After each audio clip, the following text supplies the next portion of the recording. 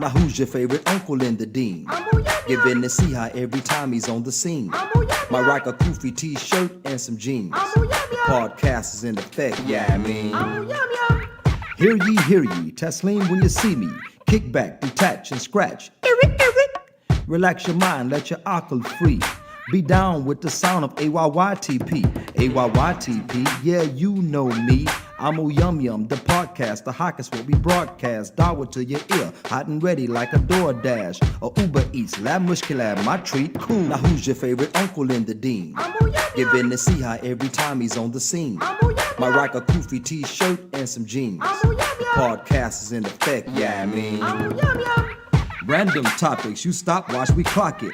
On to the next, what's poppin'? Red and Baka. Some vital issue, take it personal, then it is you. Just make dua to Allah that He fix you. Whomever He guides, none can lead astray. But if He don't, there's no way, not today. Last not least, the Muslim head shake. It's time to rise up awake. Our ummah's at stake, y'all. Now who's your favorite uncle in the dean? Give in to see how every time he's on the scene. Might rock a goofy t-shirt and some jeans. The podcast is in effect, yeah I mean.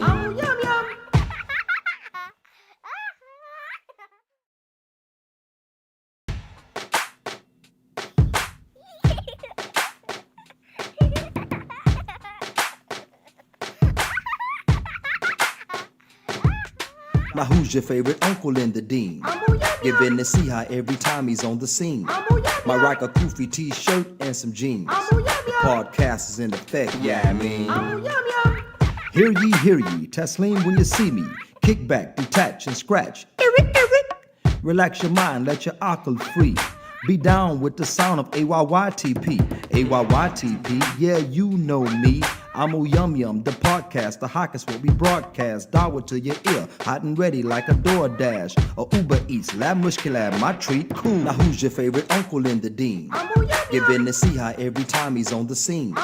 Might rock a goofy t-shirt and some jeans. The podcast is in effect, yeah I mean. Random topics, you stop, watch, we clock it.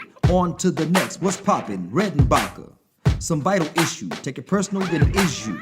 Just make dua to Allah that He fix you. Whomever He guides, none can lead astray.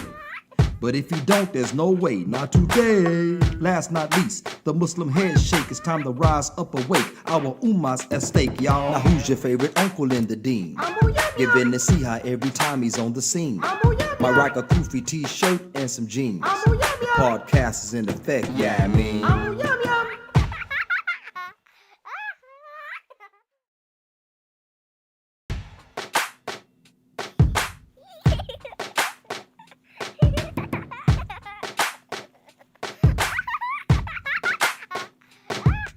Now who's your favorite uncle in the dean? Give in to see how every time he's on the scene. Might rock a goofy t-shirt and some jeans. The podcast is in effect, yeah I mean. Hear ye, Taslim when you see me. Kick back, detach and scratch. Relax your mind, let your akal free. Be down with the sound of AYYTP. AYYTP, yeah you know me. I'm Yum Yum, the podcast, the hockey's what we broadcast. Dawa to your ear, hot and ready like a DoorDash. Or Uber Eats, lab mushkilab, my treat, cool. Now who's your favorite uncle in the dean?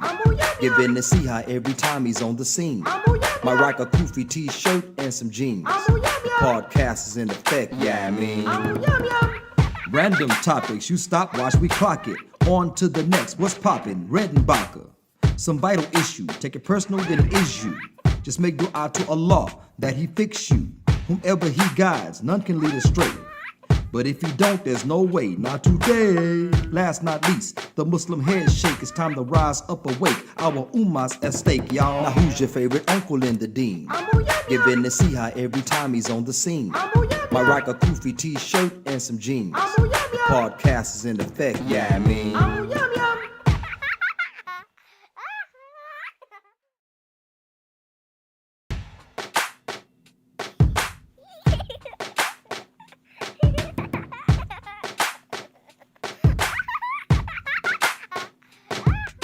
Now who's your favorite uncle in the dean? Give in to see how every time he's on the scene. Might rock a goofy t-shirt and some jeans. The podcast is in effect, yeah I mean. Hear ye, Taslim when you see me. Kick back, detach, and scratch. Relax your mind, let your akal free. Be down with the sound of AYYTP. AYYTP, yeah, you know me. I'm Yum Yum, the podcast, the hock is what we broadcast. Dawa to your ear, hot and ready like a DoorDash. Or Uber Eats, lab mushkilab, my treat, cool. Now who's your favorite uncle in the dean? Giving the see how every time he's on the scene. My rock a Kufi t-shirt and some jeans. The podcast is in effect, yeah, I mean. Random topics, you stop, watch, we clock it. On to the next, what's poppin'? Red and Baka. Some vital issue, take it personal, then it is you. Just make dua to Allah that He fix you. Whomever He guides, none can lead astray. But if He don't, there's no way, not today. Last not least, the Muslim head shake. It's time to rise up awake. Our ummah's at stake, y'all. Now who's your favorite uncle in the deen? Giving the see how every time he's on the scene.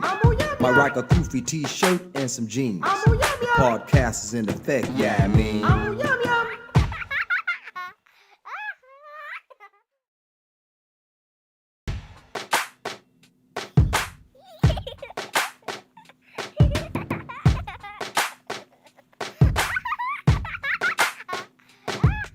Now who's your favorite uncle in the dean? Giving the see how every time he's on the scene. My rock a Kufi t-shirt and some jeans. The podcast is in effect, yeah, I mean. Hear ye, Taslim when you see me. Kick back, detach, and scratch. Relax your mind, let your akal free. Be down with the sound of AYYTP. AYYTP, yeah, you know me. I'm Yum Yum, the podcast, the hock is what we broadcast. Dawa to your ear, hot and ready like a DoorDash. Or Uber Eats, lab mushkilab, my treat, cool. Now who's your favorite uncle in the dean? Giving the see how every time he's on the scene. My rock a Kufi t-shirt and some jeans. The podcast is in effect, yeah, I mean. Random topics, you stop, watch, we clock it. On to the next, what's poppin'? Red and Baka. Some vital issue, take it personal, then it is you. Just make dua to Allah that He fix you. Whomever He guides, none can lead astray.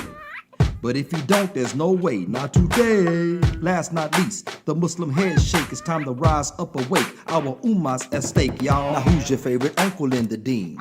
Giving the see how every time he's on the scene.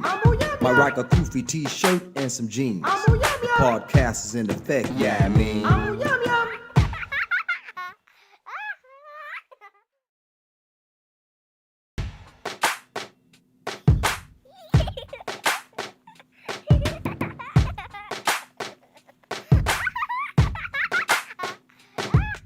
Now who's your favorite uncle in the dean? Giving the see how every time he's on the scene. My rock a Kufi t-shirt and some jeans. The podcast is in effect, yeah, I mean. Hear ye, Taslim when you see me. Kick back, detach, and scratch. Relax your mind, let your akal free. Be down with the sound of AYYTP. AYYTP, yeah, you know me. I'm Yum Yum, the podcast, the hock is what we broadcast. Dawa to your ear, hot and ready like a DoorDash. Or Uber Eats, lab mushkilab, my treat, cool. Now who's your favorite uncle in the dean? Giving the see how every time he's on the scene. My rock a Kufi t-shirt and some jeans. The podcast is in effect, yeah, I mean. Random topics, you stop, watch, we clock it. On to the next, what's poppin'? Red and Baka. Some vital issue, take it personal, then it is you. Just make dua to Allah that He fix you. Whomever He guides, none can lead astray. But if He don't, there's no way, not today. Last not least, the Muslim head shake. It's time to rise up awake. Our ummah's at stake, y'all. Now who's your favorite uncle in the deen? Giving the see how every time he's on the scene. My rock a Kufi t-shirt and some jeans. The podcast is in effect, yeah, I mean.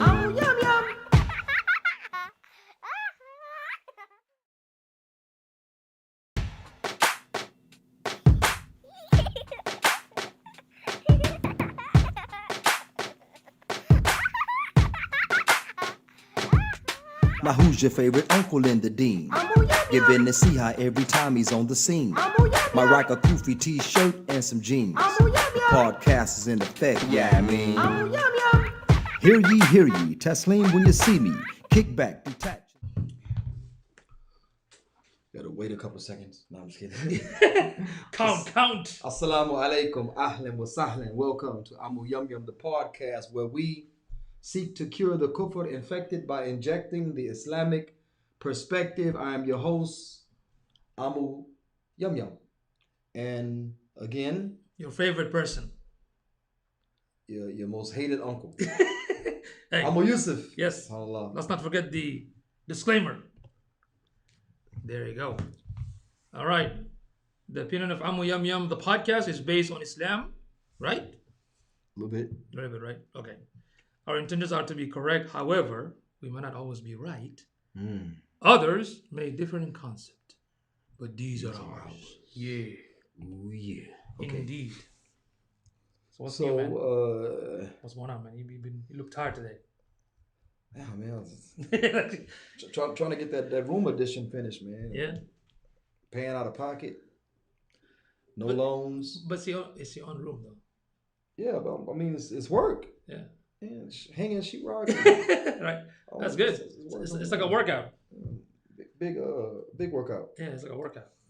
So now it's time for random. Random. We don't have a random. That's the random for today. Yeah. What is it? It's random. It's random. We don't have a random. Hey, how about the audience should tell us if there's any random? They should give us some, like send us some message about the random of the week. They don't interact. You know? Yeah. The audience should give us some sort of the random of the week. It's too much random. Yeah, I wish we can select one out of probably many. You know what I mean? You want to select one? When they send us like tons, hopefully within a week, they're going to send us tons of randoms. And we're just going to pick one, which means we're going to have more time. Look. Random is easy. Really? Let's talk about the glitches. Wow, that is random for sure. I know somebody just fell off, he was walking on the airplane stair or something, just keep falling. Yeah, Biden, man. Biden. Is he okay? But Biden can't. Who cares? Say, Biden. Hey, some people care. Yeah, man. I mean, those people are called kuffar. Oh yeah, he fell so many times and. Yeah, he fell quite a bit. Yeah, I mean, it wasn't normal though, you know. I like the gif where Trump is golfing. Played the Trump golfing. He fell down. Then Trump hit it 3 times. Fell down again 3 times. It was nice. I like that. That was nice. All the memes are going out now. They're making a lot of memes. I mean, some Muslims they'll be like, you gotta have compassion. First of all, we don't speak to murderers of Muslims and other innocents. We don't speak to them in kind, glowing words. It's just not something that we, as Muslims, do. It's not something that's within us. But you have to agree with one brother though, because one brother said that he's a fragile man. Oh yeah, he's fragile. Yeah. He said when he was touching the kids, he like this. Stop it, a lot of them. Yeah, he wasn't shaking when he was touching them kids. So anyway, he can't walk a flight of steps. They clowned Trump. He couldn't close the umbrella. Yeah, he just left it there. Yeah, on the tarmac. He left it. Yeah, he couldn't close the umbrella, but Biden can't even walk stairs. but Trump couldn't walk down a ramp. But I'm basically saying both are kuffar. Yeah. It's like what do you call it? Head and tails, right? Yeah, it's like Trump gonna go to hell like this. Right. And Biden gonna fall in hell. Yeah, I like one of the memes that the both were. Biden was playing the drums and he was doing the dance and there was a cat. Oh, I didn't see that. Oh, that's hilarious, man. See it. Yeah. But anyway, I guess that's for the random for today. Yeah. We're randomly random. Yeah, just talk about random stuff. All right, let's go with the. What's poppin'? Yeah, I never like that. Never get used to it. Never get used to it. Sounds like a soda or something. What's poppin'? We're talking about compulsion. Okay? We're talking about compulsion. Compulsion in regards to the ulama. I've heard this excuse from the Muslims when I ask them, why don't the ulama of this place and that place, the ulama period, talk about the vital issues, talk about don't tell us that photos are haram, but then you allow pictures, photos, drawings, and paintings of the king's family. Don't tell us that. That doesn't sit well with us. We're not putting up the king's picture. Matter of fact, they force store owners to hang up a picture. They force them to hang. If you're gonna have a store, you have to hang up a picture. So basically, what they said was that, well, you have to obey him as long as he don't force you to haram. First of all, there's no bay'ah, there's no legitimacy. Then they tell us you still have to obey them. Well, see, that's where the disconnect happens between those that seek solution and those that follow, personalities and hero worship. That's where those that have the sheikh mentality versus those that do not. So that's where the disconnect happens. Now, Ibn Abbas, by the line, he reported that the Prophet Muhammad said that verily Allah has overlooked for my nation their honest mistakes, okay, forgetfulness, and what they are forced into doing. So a Muslim can't be held accountable for that. Things that they do out of that are sincere mistakes, okay, things that are done out of forgetfulness, and things that they are forced to do. So I'm like, this is good news. This is good news for us because we find ourselves in situations sometimes that we are doing things we're making honest mistakes. Could be based on ignorance, based on whatever. We don't sincerely want to do something ignorant, but we make honest mistakes. Yeah, not like on purpose. Yeah. Because there are some folks that know it, but they still do it. Yeah. Right? So we want to keep between you and Allah, but don't boast about it because now with social media, everyone's like boasting. Yeah, it's their mistake. Maria is like over the top, Yeah, they're boasting. So Allah forbid, like when you leave this dunya and you have these social media accounts that is open with all these open haram stuff that you never know. You might, astaghfirullah, keep going back while you're under the 6 feet. So also forgetfulness, things that we forget, we make mistakes, ask Allah for forgiveness, Allah forgives us, so we're not held accountable for that. And then again, the things we're forced to do. Okay, so we have, this is Sunan Ibn Majah, 2045, in case you want to look for it, the source. Does this apply to the ulama? Does this apply to the ulama? So that is the question. You want to read from there? I mean, the hadith, or let's see.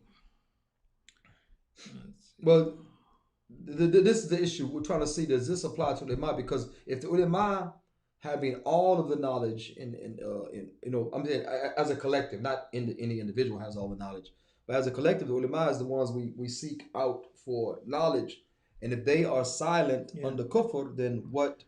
Well, that's a good conversation though, because I think we talked about this a little bit, because the hadith talks about, the hadith is addressing the Muslimin in general. Yeah.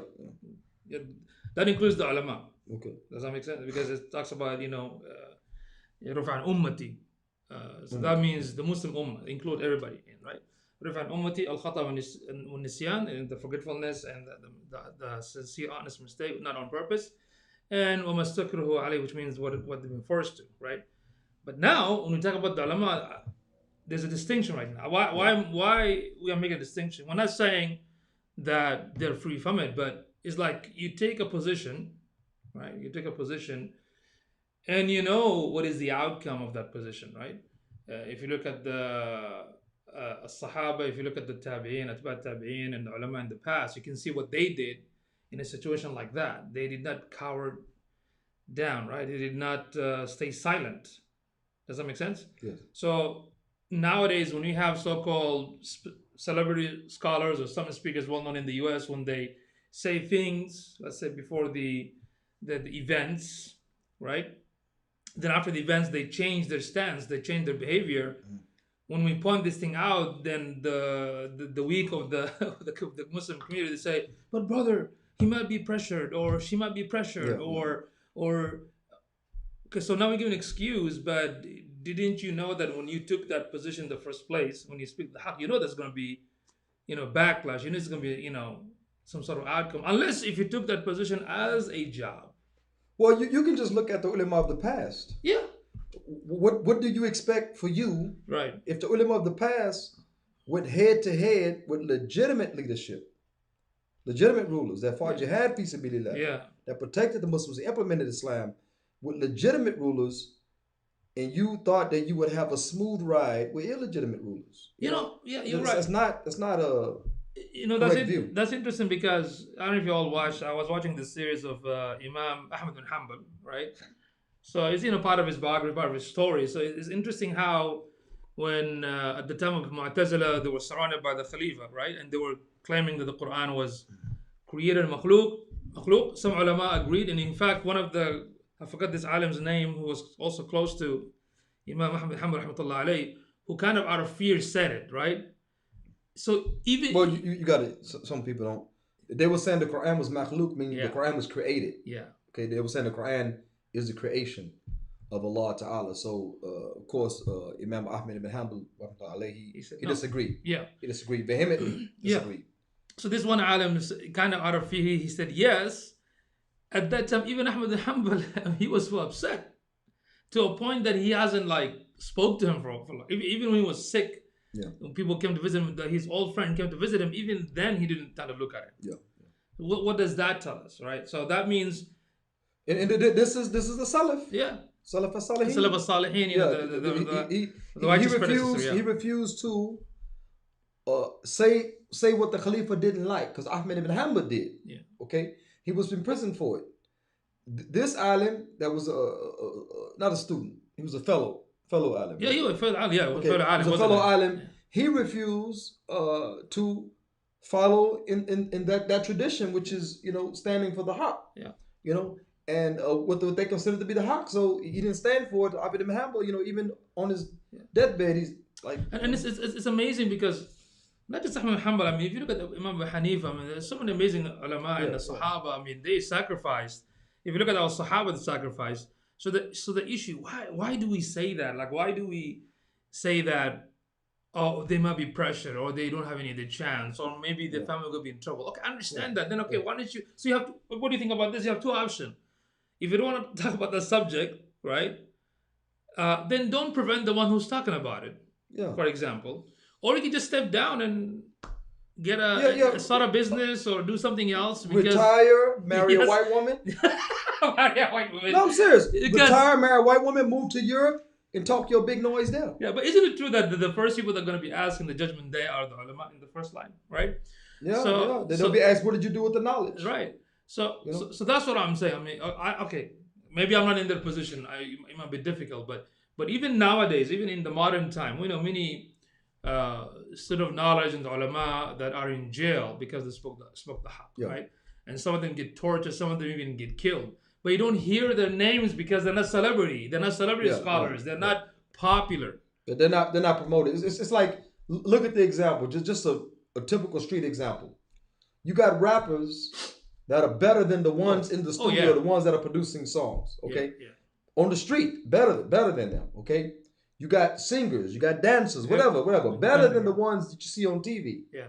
Why they're not on TV? It's all about promotion. Yeah. Why does a Super Bowl commercial cost so many hundreds of thousands of dollars? Millions, You know what I'm saying? sometimes, millions of millions dollars. sometimes, Yeah. to produce. Why? Because it's the exposure. You get that exposure. It's all about being seen. Same thing I tell my son who's trying to make it to the NFL. I tell him that, it's about being in a position to be seen. It doesn't matter how good you are a lot of Yeah. times.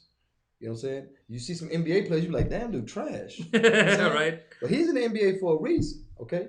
He's in the NBA for a reason. Yeah. Means that he has a certain amount of skill, maybe not as skilled as the other ones. But nevertheless, it's about the exposure. So if you don't hear about the alim that's in prison, it's about the exposure. But we know about Imam Malik rahmatullah. We know about Ibn Taymiyyah rahmatullah. We know about Imam Ahmed ibn Hanbal, Abu Hanifa, so on and so forth. We know about all of them. I We mean, know about them. even Sheikh Al-Albani, was in jail. He went through a lot of some ups and downs. I mean, he's a modern alim, at the modern time. Because في الزمن المعاصر, that means the new era, right? Yeah. So even the people that are consider themselves saved, they love Al-Albani, but don't you know his story, right? Like what he went through. And he didn't have like a traditional degree. He actually learned through his dad and many ulama, like the traditional And knowledge. that's why some talk down on his scholarship. They Yeah. talk down on it. They say, oh, he's not a real muhaddith. He's not this, he's not that. Well, see, the problem is we reached a point where we went from these the well-known ulama of the past, Yeah. right? Who didn't have a degree. Yeah. No degrees. They learned through the method of Sheikh Al-Albani. Yeah. They learned the same father to son to, Yeah. to village to this to that, It's amazing because in martial arts, when they pass the knowledge from so-called sensei to sensei, that all tradition is just fascinating. I'm like, well, that's from the East, right? Guess what? Muslims were the same thing. They were ulama were passing it. The student then pass it and so Ijaza. forth. Ijaza, But, yeah. but now you just get the certificate. Dude, even the ijaza nowadays like doesn't look like it's Yeah. like a joke. Ijaza, Yeah, you know, yeah. it's like paying You somebody know for a what it bill. is? Hey, look, exactly. You know what it is? Again, we're back to popularity. We're back to they got people, they got people over large masajid, people over large organizations, over large publications and things like that, who didn't quite fit the bill, but they got the blessing from the big island. Yeah. The big island say, go ahead, do what you got to do when they didn't meet the qualifications. And you have that with look at Trump's cabinet, that all the people he hired to be his assistants, from his family members, which is nepotism, Mhm. and other people. That was Betsy DeVos, who never was even a school teacher. She's over education. She didn't even know simple stuff about education.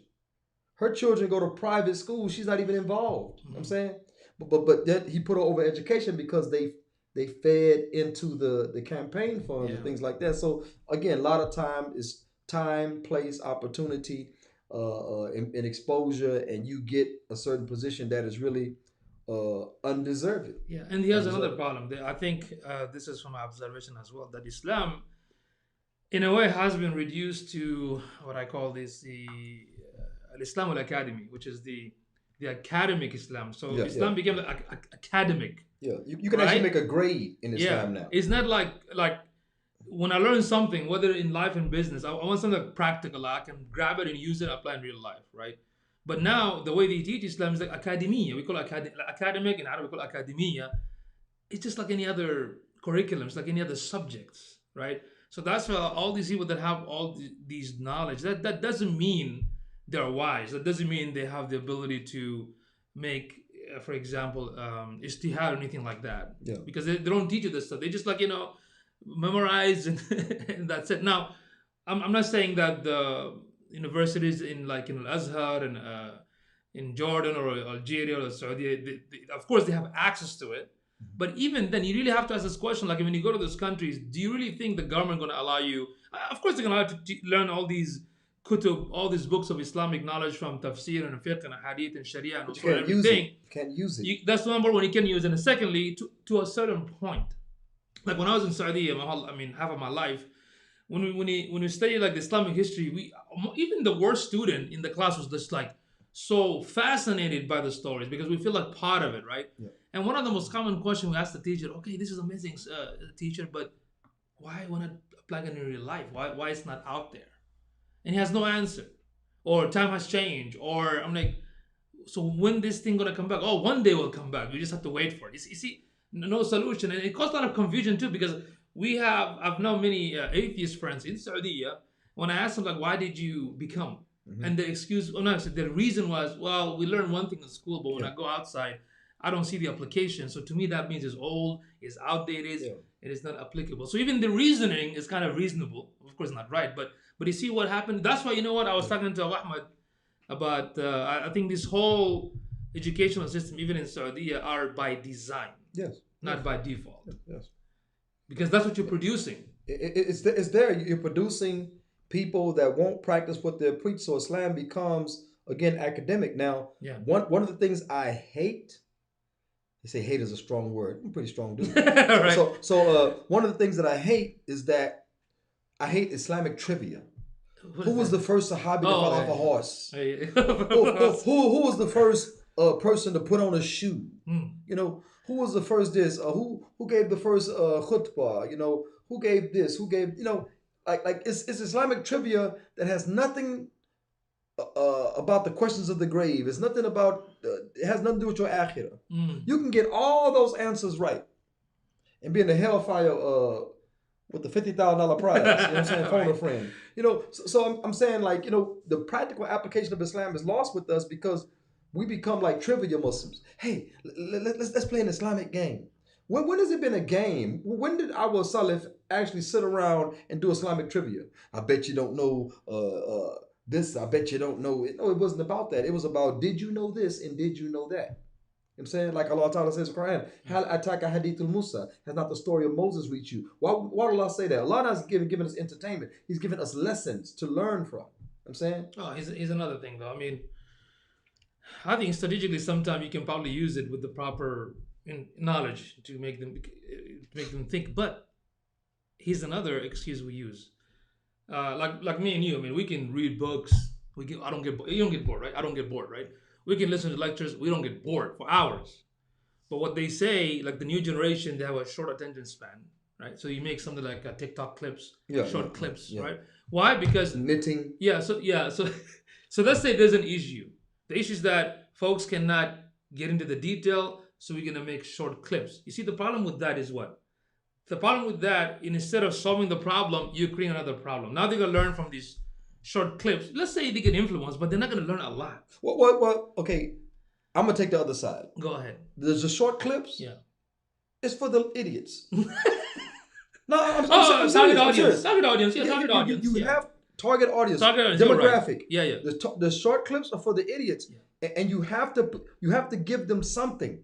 Otherwise, that long, you take the long discussion and you make a clip out of the long discussion, and they might say, oh, let me go and find out more about that. But the issue is that it's about the hunger. When you don't know, you want to know. Yeah. And it reaches a point that like for instance, was with the group of young brothers before you got here and after, with a group of young brothers, we were all memorize the Quran. Oh yeah. And one brother made a statement. He said, we used to go to the masjid. Who's gonna lead the salat?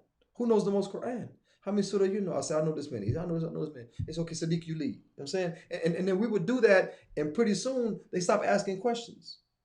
So we used to race each other in memorizing Quran. And they stopped asking questions, Sadiq, you lead. I said, well, we don't have them checking who knows. He said, man, nobody gonna catch up with you now. Yeah. See, this was a mentality. Nobody's gonna catch up now. So I don't even know if they even continue to memorize. You know what I'm saying? Yeah. So it became problematic. I see your point, because the target audience, you're right. Specific target audience might need it this way, specific target audience might need it that way. But what I'm trying to say that another point to this is that some folks only focus on the short to a point that they put all the 100% effort on that, and they forget that you're not even making those audience, they call the idiot audience, right? You're not even trying to make them you're not trying to make them to elevate themselves, not to be idiot anymore. You're just stuck right there. That's what I've seen over the years. That's what from experience, what I've seen online, what's happening. Like, we come with a good intention, throw these clips, but unfortunately, based on the data, it didn't turn out the way it's supposed to turn out. Does that make sense? But so again, with the question, does this compulsion, the things that we are forced to do, does it apply to the ulama? In a way, it applies if you force an alim to do something, and he does it, then may Allah Ta'ala not write it against him. May the angels lift their pens and don't write it as a fault with him.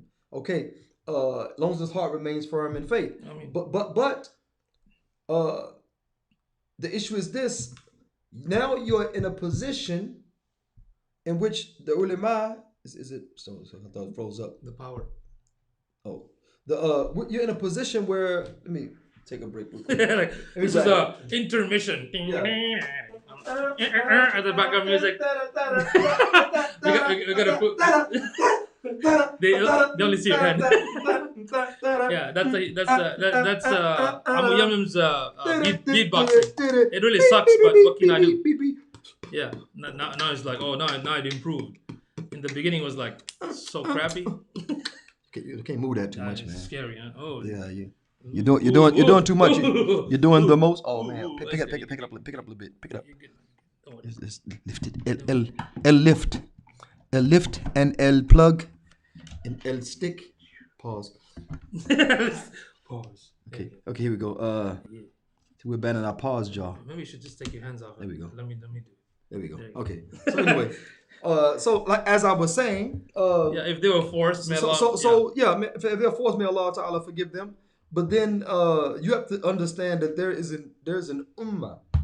It's not just about the alim; it's about the ummah.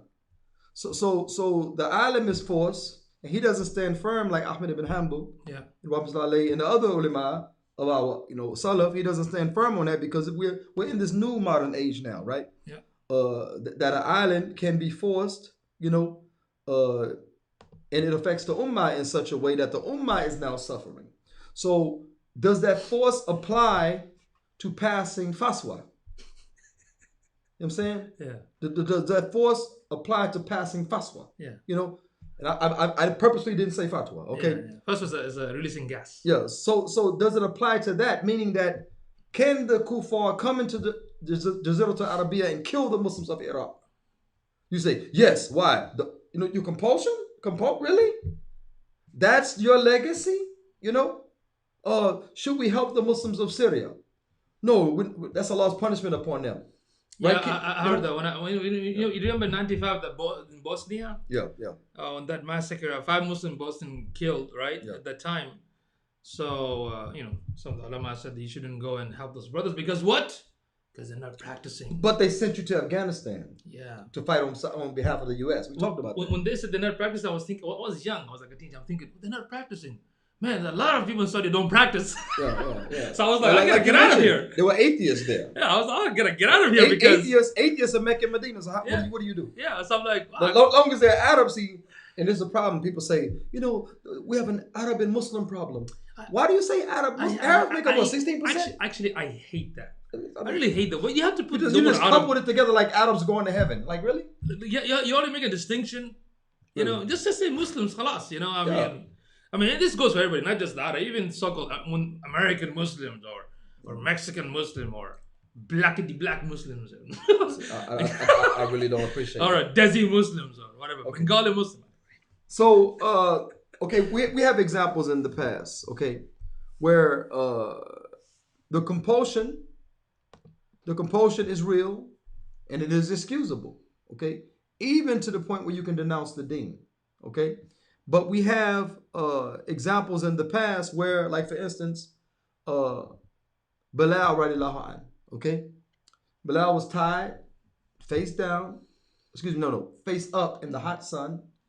Large boulders placed upon his chest, and the kafir that owned him at that particular time would tell him, hey, denounce Allah Ta'ala as one God. And Bilal famously, right line, would only say Ahad.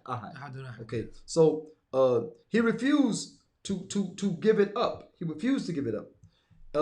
And there were others of the past. There was Musaylama Al-Kadhab, Musaylama the liar. He went against Habib bin Zayd al-Ansari, okay? He said, do you testify that Muhammad is the messenger of Allah? He said, yes. He said, do you testify that I am also the messenger of Allah? And Habib said, I don't hear you. Right. He said, I don't hear you. He didn't recognize him. I don't hear you. Yeah. So for that reason, Musaylama started to tear pieces of him off. Okay? He refused. He refused to relent. Now that doesn't make him better than Bilal, right? I mean, that doesn't make him I'm the other example, but that doesn't mean that he couldn't have, basically, let's put it like that. Same with Bilal, right? It doesn't mean that they couldn't have relented, they couldn't have denounced or said that Musaylama or Bilal was a messenger, as long as their heart didn't waver. Yeah. Bilal could have said, It's amazing about the Sahabi Bilal ibn Rabah that if you read all the detailed stories too, that he actually also did that because he knew he would piss off the mushrikeen. He was trolling them, subhanAllah, man. With that iman, mashallah, he was like, he knew this was gonna piss them off. That's why even. Hey, look. But we don't have that today. We have testosterone pills and these estrogen. days. Yeah, we're low on testosterone today. So the other example of Abdullah bin Hudhayfa al-Sami, you know what I'm saying? Al-Sahmi, excuse me, versus Caesar, who was one of the Caesars of Rome, who told he had captured this this companion and others with him. Several Muslims were captured, okay? And the Caesar said, I want you to denounce Islam. And Abdullah bin Hudhayfa, al-Sahmi, he said, I would not denounce Islam. He said, well, then what if I kill you? He said, I would not denounce Islam. So they brought in this big old copper vessel, a boiling liquid. I don't know what the liquid was. I don't know what the liquid was, but it was so hot. The Caesar had one of the companions, one of the Muslims, come forward. He threw that one in to make Abdullah. You know what I'm saying? To make Abdullah denounce. He threw him in, and it basically just it scorched him. You know, it devoured his skin from his bones. And he said, "Will you now denounce? Will you now denounce?" And he said, "No, I will not denounce Islam." You know. Now you say, "Well, why did he do this to save his companion?" No, okay, we're past that. We're talking about individuals from our Salaf that refuse out of compulsion. They refuse to go with the compulsion, probably because it had a bigger, like the brother said, Bilal ibn Rabah wanted to really make them so angry. Okay, yes. Make them so angry. The one that refused to even recognize Musaylama. Okay, Habib refused to even recognize Musaylama, Habib bin Zayd. It would kept answering, "I do not hear you." And he kept putting pieces of meat from his body, and he still refused. Okay, and again, Abdullah bin Hudhayfa al-Sahmi, he told the Caesar that after his companion was boiled to death, he said, "I would not denounce Islam." So the Caesar finally broke down. He said, "I'm going to kill you." He said, "I don't care. What Allah has prepared for me is better than what you, the punishment or whatever you have for me." Okay. So he said the Caesar gave one last ultimatum. The Caesar said, "Kiss my forehead and I'll let you go. Just kiss my forehead and I'll let you go." Now some people might say, "Nah, he didn't kiss the forehead because he didn't kiss the forehead." He said, "I'll kiss your forehead," which we do it to children. Yeah. See, he don't understand kissing that forehead mean like you're a peon to me. Right. You never know. So what that companion was thinking, what that Salaf was thinking. So he said what? He said, "If you kiss my forehead, I'll let you go." He said, "Let me go and all of the Muslims. Let me go and all of the Muslims you have captured, they have to go with me." Now, look, and you say, "Well, see, the Caesar could have got the kiss on the head and not let him go." Well, these people had dignity back then. Even Kuffar, they had dignity. You read stories about the Quraysh, they didn't want to be called liars. They didn't want to fail victory. They didn't want to, be called people that don't keep their promise. They didn't want to be any of that. So even they, as mushrikun, had dignity. It's a dignity that's lost within our ummah a lot of times. I got to shake my Muslim head about that particular issue. Yeah. So anyway, what happens is that he said, "Okay, I'll kiss your head if you let my companions go." And the Caesar said, "Okay, I'll let your companions go." So he kissed the forehead of the Caesar, and him and his companions went back to the land of Islam. You see what just happened? So again, we put our ulama in these shoes. Okay? We put our ulama in these shoes. What have they done in these days when someone needs to speak up on behalf of the ummah? Someone with the voice. Okay? Now, why did the dude down the street at the park that plays basketball, if he says police brutality need to stop, that doesn't resonate like LeBron James saying? See, LeBron James has a spotlight. So I can say oppression in the Muslim lands need to stop.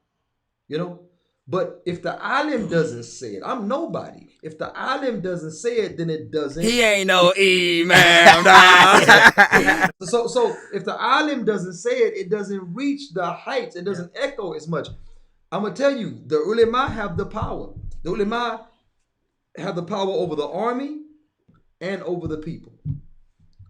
They have the power over the army and the people. But because they are a spokesperson for the dhalim, for the oppressor, the army remains obedient to the oppressor and also the people, because the alim has rubber stamped the oppression. Yeah, I think they're like employees. Yeah. I heard that statement before. Well, they're just employees. Oh, you got a bad job. Go work at a strip club. I'm serious. Go work at a strip club. Go work at a strip club. Now, let me give an example of someone who relented, okay, and denounced Islam in order to save their own life, okay? Ammar bin Yasser, right? Mm-hmm. Ammar bin Yasser was told to insult the Prophet Muhammad sallallahu alaihi wasallam, and praised the gods of the Quraysh. Insult Muhammad sallallahu alaihi wasallam and then praise the gods of the Quraysh. And after so much of torture and humiliation, he relented. He insulted the Prophet Muhammad sallallahu alaihi wasallam, and he worshipped, not worship, but praised the gods of Quraysh. He said something nice about them.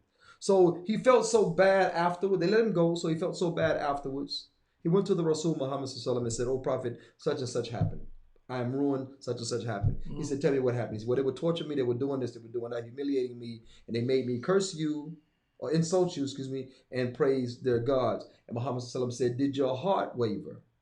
Did your heart ever waver?" He said, "Oh no, Rasul, my tongue only said that." He said, "Well, next time they do that to you again, then you do the same." You do the same. Because Islam is concerned about our heart wavering. And the problem today is that they have our hearts, okay? The enemies of Islam have our hearts even, where we are supporting those that support the oppression. We support those that support the oppression. To the point where the Imam of the Kaaba years ago made a famous dua during Ramadan, "Oh Allah, punish America, or Allah, punish Israel." And he was, they got him. They got him up out of there. The elderly elderly imam, the Mutakhabarat dragged him off the minbar. Why? Because he was talking about the entertainment. The Mariah Carey and Michael Jackson from the grave, all that. It was talking about Nelly, and all these concerts and these Saudi's new entertainment ministry, whatever. Yeah, so he was criticizing that, and of course the Mutakhabarat, Mukhabarat are there, in the masajid to listen. You got to read from the paper. He strayed away from the, It's crazy because in the Saudi culture, respecting the elders is like big. It's a big thing. Yeah. Respecting the elders, especially he's from a prominent tribe. Yeah, and he's old imam.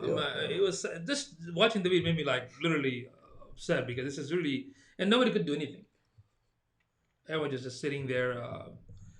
Maybe some of them probably shouting. So the ayat. I don't have the ayat here. The ayat disappears. It's right here. So, من كفر بالله من بعد إيمانه إلا من أكره وقلبه مطمئن بالإيمان. Yeah. So this is the whoever disbelieves and whoever disbelieves in Allah after belief, بعد الإيمان إيمانه, after his iman, إلا من أكره, إلا من أكره وقلبه, except that he is compelled, وقلبه, and his heart remained firm in iman. Okay, so he made kufr. He stated kufr after iman, and yes, you can state kufr. We talk about the freedom of speech stuff. Let's stop that. Right. You can utter kufr after iman, after you say you believe. After whoever utters unbelief after his profession of iman, Allah says, except that he did it under compulsion, but his heart remained firm. Okay, his heart remained firm, and this is when it is allowed. So Bilal could have did it. Habib could have done it. Abdullah could have done it, just like Ammar, did it, right? Bin Yasser, just like he did it. They could have done it, but for other reasons they didn't choose to do it. And you can choose martyrdom any day of the week. Yeah, this is the rahmah. This is the mercy from Islam. So this is the mercy from Allah subhanahu wa ta'ala. But the ulama know about I think they know about the martyrdom. They know about the shahada. They know about the shaheed, right? Yeah. Okay. I didn't know if they knew. Yeah. So the thing is, this is the mercy from Allah subhanahu wa ta'ala. So, but again, the situation is, this is like the general situation. But when we talk about the ulama nowadays, like if you're in a position that you can't speak the truth or the haqq, then marry a white woman and go to Europe, retire, or just maybe be a teacher for a specific thing. And to be honest with you, even but see, you're going to be charged. Well, here's the thing. One of the first to be raised are the ulama. Well, here's the thing. Regardless, even if you're a teacher of something, you're gonna come across these ayat and these subjects. You're still not gonna have to talk about it, right? So it's like a catch-22. You know what I mean? Sometime when a very knowledgeable sheikh, the alim, is leading the salat, and I'm behind him, okay.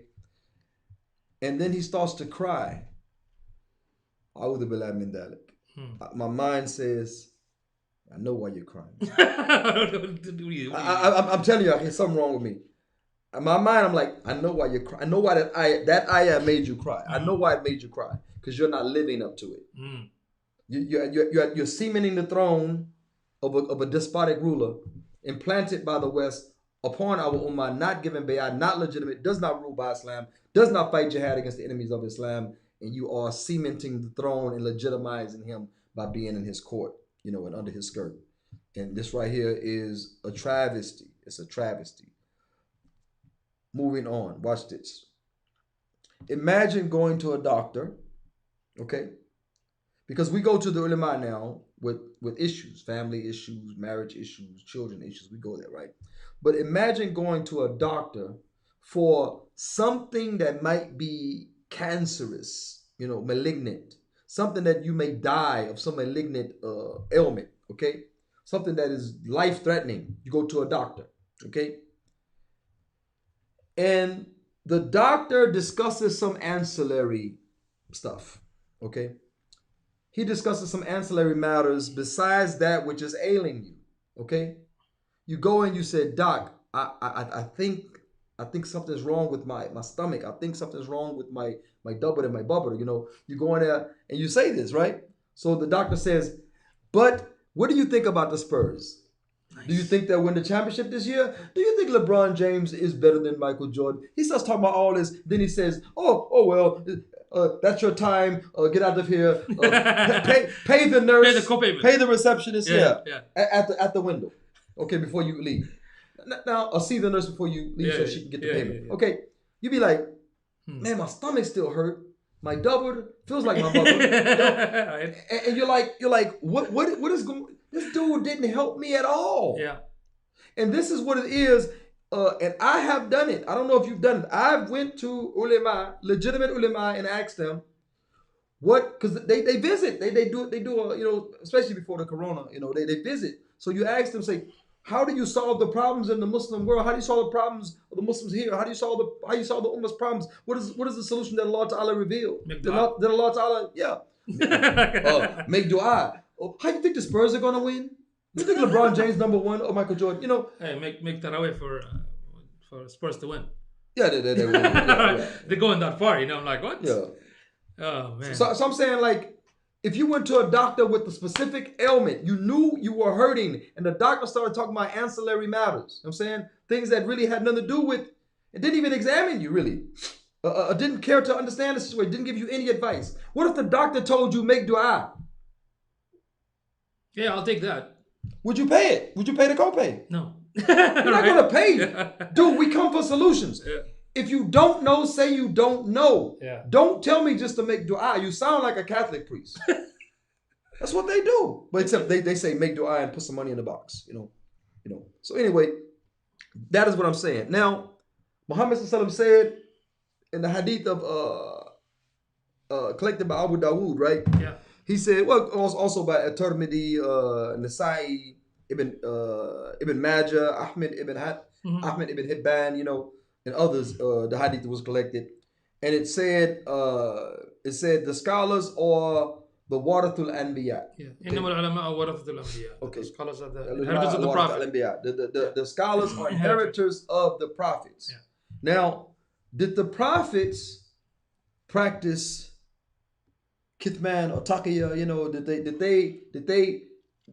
Did compulsion become a factor for the prophets? If these are warathul anbiya, if these are inheritors of the prophets, then did compulsion become a matter for them when it came to speaking the haqq? Yeah. Not a one.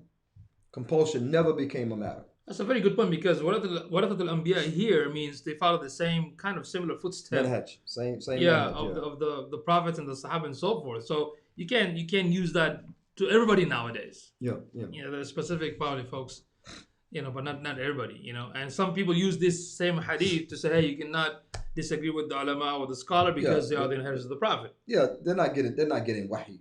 Their job is to understand the wahi. They're not receiving a wahi. Yeah. So again, the prophets would not be inheritors of the prophets, meaning that they carry it. They carry it like the prophets carried the message, not being actual prophets, but carrying it like the prophets carried it. With that being said, are they living up to that bill? You say, yeah, because the prophet said it. Yeah, we know the prophet said it. It really hurts my mind sometimes. Like, I mean, bro, I'm like, just yeah. get some nut pills or something, boy. Hey, new business idea, nut peel. Halal nut peel. Ooh, Yeah. I like it. Oh, halal. I like that halal nut peel. Ooh, yeah. Oh, yeah. Yes, Oh, it's organic. organic. Yeah. It's slaughtered Islamic. too. Slaughtered. Dipped in Zamzam. No, You don't dip the nuts? You don't dip them? no, it's slaughtered too.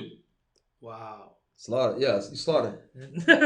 Anyway, so the point is this. Now, there's another hadith found in Musnad al Bazzar. You know, it says that al ulama خلفاء الأنبياء. khulafa al anbiya. Okay, that the ulama are successors. Okay, to the prophets. Think about that. Yeah. They are khulafa. Okay, they are successors to the prophets. Mhm. Now, how can you be a successor to the prophets? Which means that you're going to pick up the message, you know? Because remember, the khulafa, they did what? They did not get a wahi, okay? They Abu had Bakr a didn't get a revelation, wahi. Omar didn't. Uthman, Ali, and those after them, you know, radiallahu anhum. They didn't get a wahi. They took the wahi and they implemented alam and hajj nabuwa upon the methodology of the prophethood, Muhammad sallallahu alaihi wasallam, okay? That's how they did. Now, we have ulama that understand this wahi, right? Yeah. They understand this wahi. None of them understand it completely as individuals, but the ulama understand the wahi as a whole, okay? They understand the wahi. Now, where is the implementation like that of the prophets? Why are we getting just make dua as solution when Islam is so deeper than that? You know what I'm saying? It's so in depth, you know, with guidance and you know, you can't exhaust it. The Sharia is known as the inexhaustible fountain from which the ummah quenches their thirst. Yeah, You know? you see how like a lot like nowadays Muslims are too focused on the individual dawah, which is like, you know, Islam versus other religion. They always come from that perspective. Yeah. I'm not saying that's completely wrong, right? Even during the Islamic history, some ulama used to do that because the society was Islamic, so they used to do the dawah to the non-Muslim, right? But guess what? Just like the non-Muslim, you know, they have what is it?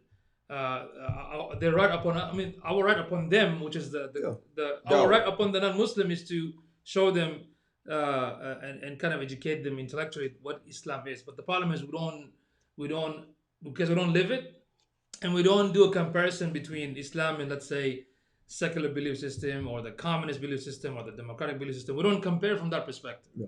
For other religion, we do. We talk about it on the level of religion. Yeah, but we So, don't talk about that. a personal affair. Yeah. Personal affair. But I think they have the right Islamically, the non-Muslim, our right upon them is that to invite them, hey, guess what? You have this system. We know it's right now is working everywhere, but guess what?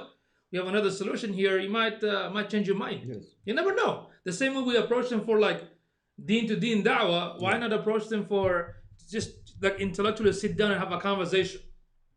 Explain to them why the Islamic system is, you know, different from, you know, all the others, because, you know, I mean, like we talk about the economy, how look nowadays at the taxes and all this crazy stuff, and how many the fiat money and all the corruption. I mean, you're not gonna find an Islamic system, you know what I mean? So they should know that. So, but unfortunately, we don't approach it because we don't live it, and at the same time, I guess in most so-called higher education institution in the Muslim world, they don't teach Islam from that perspective because they don't live that life. Check this out, man. Now, I know people are gonna they're gonna Negro, they're gonna foot shuffle, step and fetch, tiptoe through the tulips, and be straight deniers of the reality. Yeah. The fact is, all of those academic changes that are being done in the Muslim schools, and even on the university level, the suggested revising the tafsir, you know, and That's stuff what like that. I was talking about, right? Yeah, yeah. They're trying to do this right now. So all of this been happening in the land, the birthplace of Islam, which is Jazirat Arabiya. I'm gonna say Saudi. Arabian Peninsula. Muhammad never lived in Saudi. Yeah. Okay. So the point is that all this is happening. You all see it. You all know that there are clubs. You all know that there are concerts. You all know that there are safe zones. Women don't have to wear hijab in the birthplace of the Rasul Muhammad sallallahu alaihi wasallam. You know this is happening. You know this is happening. Why aren't your ulama speaking about it? Why aren't they speaking about it? Are you saying that because of compulsion they don't have to speak? But brother, they need to come to the Fajr first. Yeah, the alim needs to come to the Fajr. Yeah. So I mean, like, we really need to get this hero worship. Boy, I tell you, this hero worship is something else. I mean, like what's his name, Sheikh Jibril Romani from Yeah. Malaysia, right? I mean, he was talking about like we don't have enough men these days. Yeah. I mean, why him and Nabil Aziz and Abu American or Daniel talk about this subject of, let's say, not the subject of masculine men, because we don't see it quite often. Like, I mean, I can see the transition from like the 80s and the 90s and 2000. I mean, I'm like, Well, I mean, you got they're carrying, like I said, the modern day agendas. Yeah. They're carrying the women empowerment and all this kind of stuff in it. And it's like I said, I don't know if it's Plato or one of them said, he said to make women equal to men is to make them superior. Yeah. You know what I'm saying? Because Allah has balances where some men have superiority and women have superiority in qualities and they abilities complement and things each like other. that. Yeah, So now you make them equal. You make them equal. Now, what does that do for the man? What does that do for men?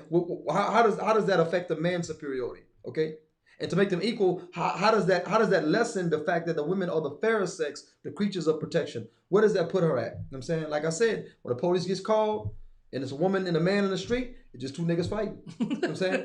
Right. Hey, look, it's no more. That's a woman. Don't hit that. No, let them go. They equal now. Oh, what was it with that comedian said, like when somebody like tried to burglar your house? Hey, honey, go take care of it. I'm gonna be in the bed, right? Exactly. Like what Bill was it Bill Burr? I think it was a Bill Burr. I think. Bill Burr said there are no feminists in a burning house. Yeah. She had a little short haircut. As soon as the house start burning, she'll start doing this. I'm just a girl. You know what I'm saying? And that's the problem with the modern, this modern so-called gender, because nowadays there was a brother was filling up like the census. I don't know. I think in UK somewhere else. So one of the question was like, what's your the gender thing, like male, female, and other, or it or whatnot, or pronoun. Like, what direction we're going, man? I mean, What are you gonna do? Yes. So the last thing that I have on this subject is that today we treat our ulama like walking Google. Encyclopedia. See, people tell us don't go to Google. Google can talk. Actually, I go to Google. Yeah. See, look, Google talked to me. Right. I just said Google, and it went. It came on. See, Google can talk. The same folks that says don't go to share Google. You know what they don't teach you is like they don't teach you how to go to Google and find the right resource. Yeah. They didn't teach you about that. There's nothing wrong with going to Google. They got the classic books in Arabic, Yes. Bil Arabic on Google PDF. You can go to this website called alwaqfiya.com. Ya Allah. I mean, they have all the classical books, all of it, in the original form, like the Arabic and everything. You can download it in PDF, right? It's actually good because now I don't know. It's not about buying, but now I have access to it. We all have access to it, right? It's not about not Googling the information. It's about how to Google it. Yeah, but most of them are going to teach you that because they don't want you to, what? Research the correct way. Yeah. They want you to rely on them again. Yeah. It's the same when Wadathuddin Muhammad, he told his followers, don't read Quran and try to interpret for yourselves, which is correct. Correct, yeah. The incorrect part came when he said, let me interpret it for you. Oh, that's messed up. Yes. Right. So that made him the actual Quran now. Even worse. If he said like, can't you check with me so we can double check so we can make sure it's correct, that's good. But to say I'll interpret. So anyway, we're treating our ulama like walking Google right now, okay?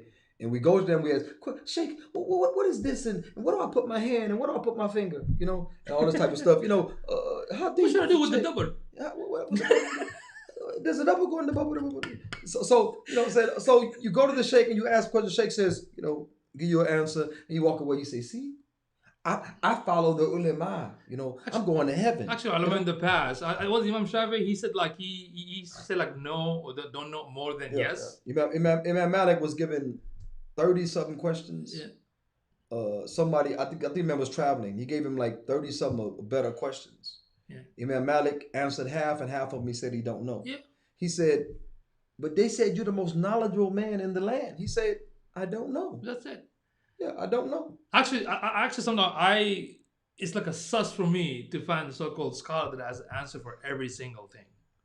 That's like big sus. I'm like, you don't know everything. You can say I don't know, but I think also Sometimes people ask you questions that they ask you questions which they call in your wheelhouse. Yeah. They ask you questions that you actually do know. Yeah. Okay. So in that it's okay. But in the past, there were ulama that admitted that they would answer every question that their student had. They say because they didn't want them to go to another person and be led astray. So that was a logic of it. It's not a correct logic. Yeah. But that was the logic of it. They didn't want their student going to someone else who might give them wrong Yeah, information. and some always want to answer because of ego. They want to feel like, hey, I'm an alim, how can I not know? There's an ego involved too. There's an ego involved. Like no, actually, it's humbling to say you don't know. Let me look into it. Let me go back and research. Let me ask my other fellow ulama about this. I'll get back to you. I do this in business all the time. Yeah.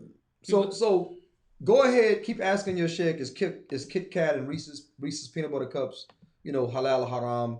Keep asking questions like that. Asking, are my pants high enough? Can I wear colorful socks in the Jummah? Are they distracting from the for sure? But like sometimes some of these questions, man, I'm like, oh Allah, it's like, where are you guys living? Like, dear sheikh, I'm a man trapped in a woman's body. Sheikh, get out! Get out of there! It's gonna be Get Out Part 2. Yeah, get out of my body. Get out of my butter. that movie.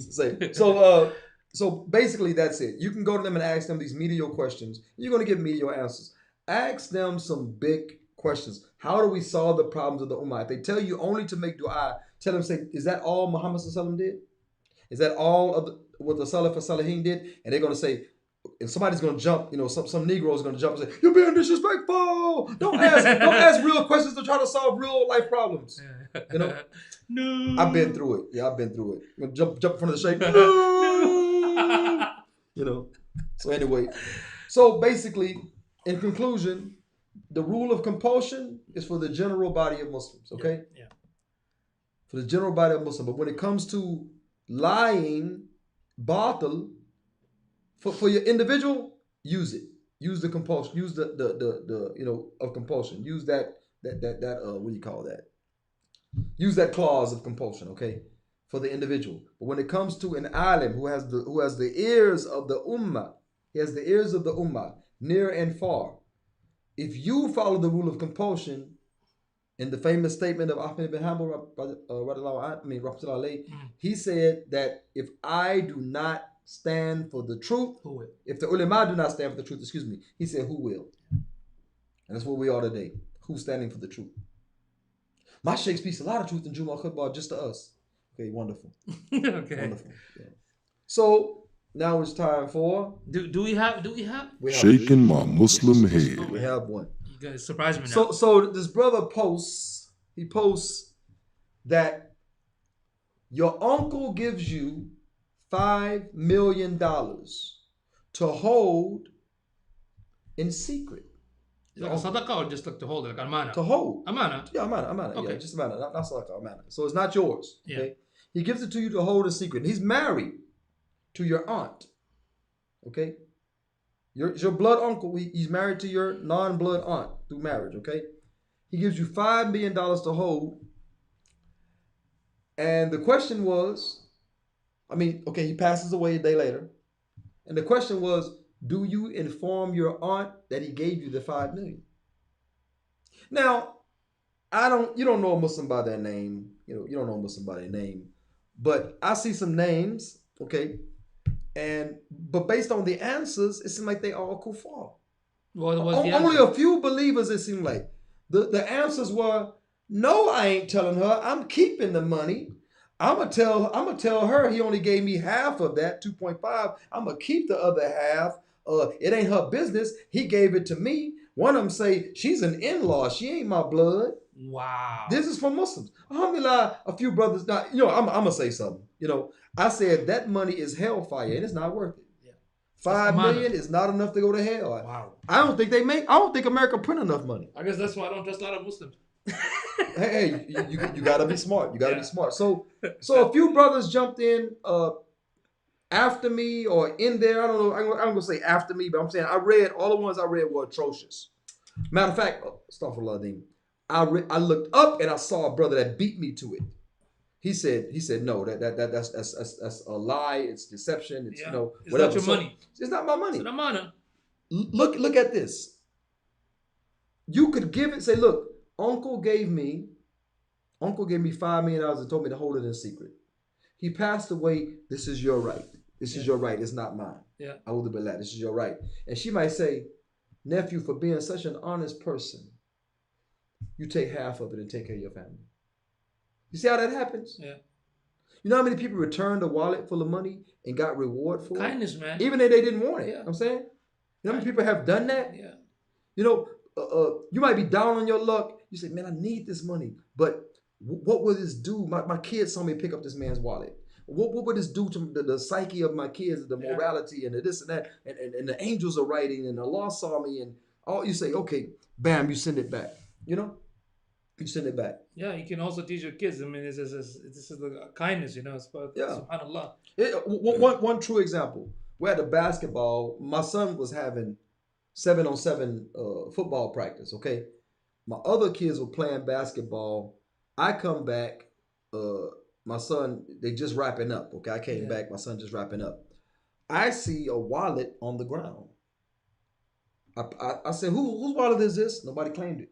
I said, kids playing ball, adults with dogs, you know, probably dogs in the house. Anyway, so I said, who wallet? Nobody said anything. So I looked in it. I looked around. I didn't see the person. They said it was a guy here driving a Corvette. He probably dropped that wallet.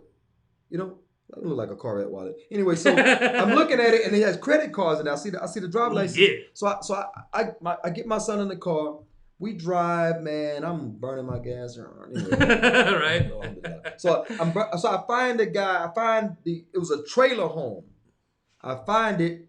I knock on the door. No, it came. I'm blackety black, and white folks came to the door. I'm like, yeah. Nah. Anyway, so now I'm just joking. So he came to the door. I said, hey, you went to my people. I found this wallet, and it has this address on the driver's license. He said, man, that's my brother's wallet. He thought his girl stole his wallet. You know, he thought his girl had stole his wallet. And I said, well, here it is, man. You know, he said, do you know him? I said, no, I just found it at the park, man. I just, want to bring it. I want him to have his stuff, you know. So I drove away, and that was like the whole interaction. You know, the guy was like really grateful. So I'm gonna call my brother and tell him, and this and that. So now my kids saw me take that wallet. I'm not finna swipe that card. Yeah. I ain't finna put the chip in no machine. I don't think the dude had no money. Because I'm still not gonna do it. Because Allah watching us. I'm still not gonna do it. You know what I'm saying? I had a bigger calling. Those kids are my trust. Yeah. You know what I'm saying? Allah's gonna ask me about them. Yeah. You know? They can't see me steal. They can't see me drink alcohol. They can't see me get all, dolled up in a mini skirt and go to the club. You know what I'm saying? They can't see none of that. They can't see me lie. They can't hear me curse. Mm-hmm. My kids cannot see me not make salat, not fast Ramadan. I cannot show my kids that because Allah's going to ask me about that. You know what I'm saying? Allah's going. How many children can say my first swig of alcohol came at the hands of my parents? My first puff, or smoke came from my parents. My first curse word I heard came from my parents. Mm. They can say that. They can say that. I can't do it. So same with the 5 million. It's 5 million. I'm brokety broke. Okay, I'm not just blackety black. I'm brokety broke. Like that. You know song. So what happens is, it ain't worth it though. Yeah. It ain't worth it because at the end, yes, I could use 5 million right now, but you know what? That 5 million, I take it. I'm hiding. I'm walking to my car. There you go. Wake up. 5 million gone. I still got the cent on me, and I only have 5 million. You know what I'm saying? You never know how things will work out. Yeah. You know what I'm saying? Subhanallah. So anyway, for that brother that posted that and said that he would keep the money, and he ridiculed me for saying that I would give it back, so on and so forth. You, my brother, and those that think like you, were shaking our Muslim head. Loser. You ain't gotta be perfect. Okay. You ain't gotta be perfect. You just gotta be Muslim. Don't be perfect. Just be Muslim. Like that is not a lot to ask. Yeah, let's not forget. So the Maghrib time already came in. So anyway, gotta bounce. It's time for Maghrib. Inshallah ta'ala. I'll be right back at you in the morning, brother. Brother coming on. He's from Kuwait, so I have to go on 8 o'clock in the morning for exactly in the morning. Tomorrow because he's 9 hours or whatever ahead. So in order to make it convenient for him, I have to come on 8 in the morning, inshallah ta'ala. A lot of people told me already they're going to be asleep during that time. Watch it later too. Or you can watch it later. or incapacitated. So, inshallah, watch it later, give your feedback, so on and so forth. We have plenty more coming. So this has been Amu Yum Yum and Amu Yusuf for Amu Yum Yum, the podcast. Thank you for tuning in. Assalamu alaikum wa rahmatullahi wa barakatuh. And don't forget to share and like and comment. Or dislike. Okay. Assalamu alaikum.